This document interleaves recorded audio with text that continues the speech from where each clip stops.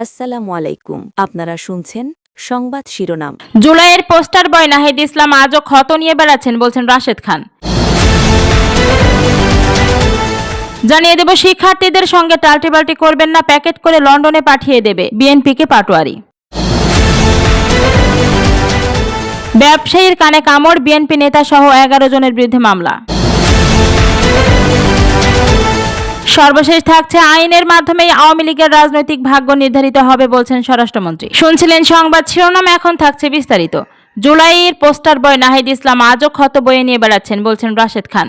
জুলাইয়ের সবচেয়ে বড় পোস্টার বয় নাহিদ ইসলাম আজও জুলাইয়ের ক্ষত বয়ে নিয়ে বেড়াচ্ছেন বলে মন্তব্য করেছেন বিএনপির নেতা রাশেদ খান। তিনি বলেন, জুলাইয়ের সময় সমন্বয়কদের একটি বড় অংশ শেখ হাসিনার বিরুদ্ধে তীব্র আন্দোলনের পক্ষে ছিল, আরেকটি ক্ষুদ্র অংশ ছিল আপোষকামী। বুধবার 15 জুলাই সোশ্যাল মিডিয়ায় দেওয়া এক পোস্টে তিনি এ মন্তব্য করেন। ফেসবুক পোস্টে রাশেদ খান লিখেন, জুলাইয়ের সবচেয়ে বড় ক্ষত হলো জুলাইয়ের প্রকৃত ইতিহাস জাতি আজও জানে না। আসিফ মাহমুদ জুলাইয়ের একটি একপাক্ষিক ইতিহাস লিপিবদ্ধ করেছেন।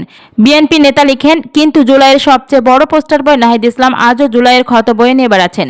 জুলাইয়ের সময় সমন্বয়কদের একটি বড় অংশ শেখ হাসিনার বিরুদ্ধে তীব্র আন্দোলনের পক্ষে ছিল, আরেকটি ক্ষুদ্র অংশ ছিল আপোষকামী। এই ক্ষুদ্র অংশটি জুলাইয়ের ক্ষত।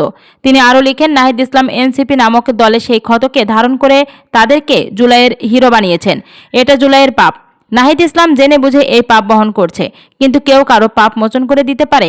আর ইতিহাস কি কখনো পরিবর্তন করা যায়? ইতিহাস একদিন সাক্ষী দিবে, জুলাই ছিল জনযুদ্ধ। শহীদের রক্তে শেখ হাসিনার পতন লেখা হয়ে গিয়েছিল। কারো সাধ্য ছিল না তাকে গদিতে রাখার, কিন্তু কতিপয় সমন্বয়ক সেই ব্যর্থ চেষ্টাটুকু করেছিল। এটাই জুলাইয়ের প্রকৃত ইতিহাস। জানাবো, শিক্ষার্থীদের সঙ্গে টাল্টিবাল্টি করবেন না, প্যাকেট করে লন্ডনে পাঠিয়ে দেবে বিএনপিকে পাটোয়ারি। বিএনপিকে শিক্ষার্থীদের সঙ্গে টাল্টিবাল্টি না করতে হুঁশিয়ারি দিয়েছেন জাতীয় নাগরিক পার্টির মুখ্য সংগঠক নাসিরউদ্দিন পাটোয়ারি। মঙ্গলবার 14 জুলাই সন্ধ্যায় বগুড়া শহরের সাতমাথায় এনসিপির এক পথসভায় তিনি এমনটা বলেন। এর আগে শহরের কালীতলা হাট এলাকা থেকে দলটির একটি পদযাত্রা শুরু হয়ে সাতমাথায় গিয়ে শেষ হয় এবং পরে সেখানে পথসভাটি অনুষ্ঠিত হয়। পথসভায় এইচএসসি পরীক্ষার্থীদের পাশে থাকার ঘোষণা দিয়ে নাসিরউদ্দিন পাটোয়ারি বলেন, এইচএসসি পরীক্ষার্থীদের বলবো, তোমরা ভয় পাবে না। শিক্ষার্থীদের উপর হামলা হয়েছে, বুট দিয়ে লাথি মেরেছে, কলার চেপে ধরেছে।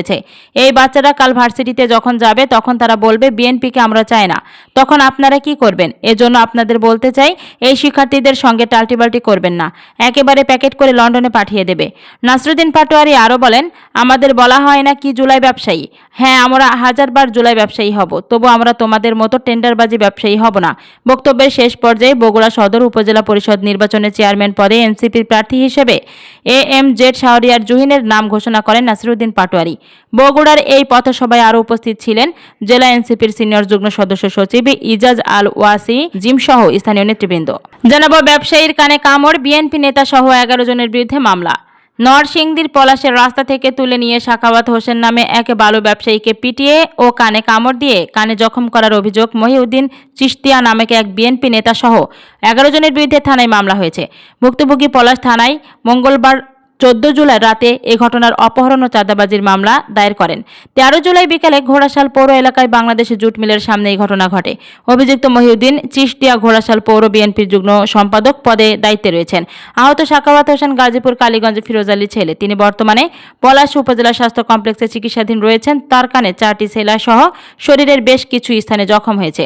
ভুক্তভোগী সাখাওয়াত হোসেন জানান, ঘোড়াশালের বাংলাদেশ জুট মিলের অভ্যন্তরে টিকে গ্রুপের নির্মাণাধীন একটি প্রতিষ্ঠানের বালু ভরাটের কাজে সেখানে শীতলক্ষা নদীর পাড়ে ড্রেজার মেশিন স্থাপন করি। বিকালে ড্রেজার মেশিন শ্রমিকদের বেতন দিয়ে ফেরার পথে 4 জন লোক মোটরসাইকেলে এসে আমাকে রাস্তা থেকে তুলে নিয়ে বিএনপি নেতা মহিউদ্দিনের বাড়ি নিয়ে যায়। সেখানে দীর্ঘ 1 ঘন্টা আটকে রেখে মহিউদ্দিন সহ 7 জন মিলে মারধর করে।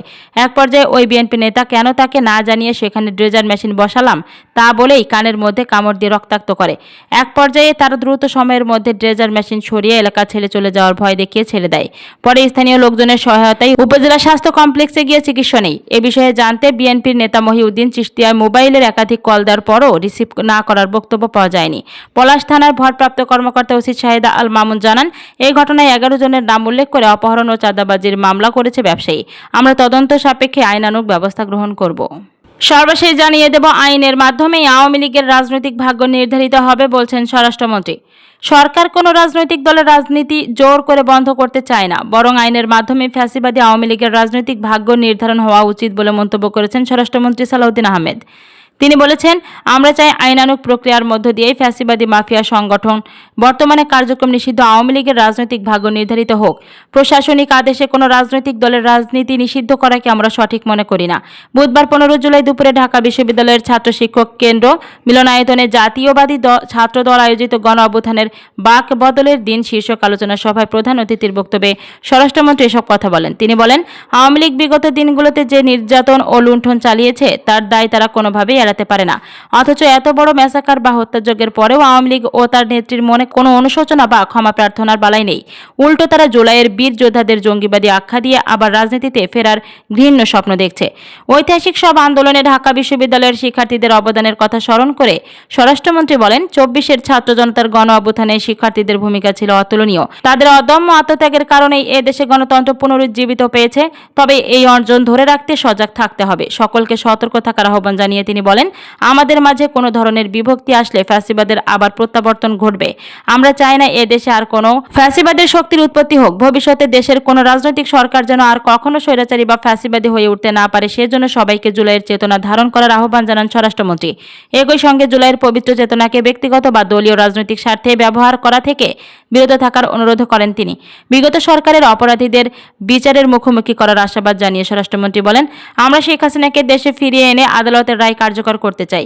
ফ্যাসিবাদের যারা অন্য দেশে আশ্রয় নিয়েছে তাদের ফিরিয়ে আনার জন্য ইতোমধ্যে ইন্টারপোলের সাহায্য নেওয়া হয়েছে। তিনি জানান, ইন্টারপোলের রেড নোটিশের মাধ্যমে সাবেক পুলিশ মহাপরিদর্শক আইজিপি বেনজির আহমদকে সংযুক্ত আরব আমিরাতে আটক করা হয়েছে। তাকে দ্রুত দেশে ফিরিয়ে আনতে সরকারের সংশ্লিষ্ট বিভাগগুলো কাজ করছে। সালাউদ্দিন আহমদ আরও বলেন, আমরা ভবিষ্যতে সংবিধানের গণতান্ত্রিক সংশোধন করতে চাই। এর জন্য একটি জাতীয় ঐক্যমত্য কমিশনের মাধ্যমে জুলাই সনদে স্বাক্ষর করা হয়েছে। এছাড়া দেশের ছাত্র রাজনীতিকে সুস্থ ধারায় ফিরিয়ে আনার উপর জোর দিয়ে তিনি বলেন, এই দেশের ঐতিহ্যবাহী ছাত্র সংগঠনগুলোকে আর কোনোভাবেই কলঙ্কিত হতে দেওয়া হবে না। আলোচনা সভায় ছাত্রদলের কেন্দ্রীয় নেতৃবৃন্দ সহ ঢাকা বিশ্ববিদ্যালয়ের বিভিন্ন ছাত্র সংগঠনের প্রতিনিধি ও সাধারণ শিক্ষার্থীরা উপস্থিত ছিলেন।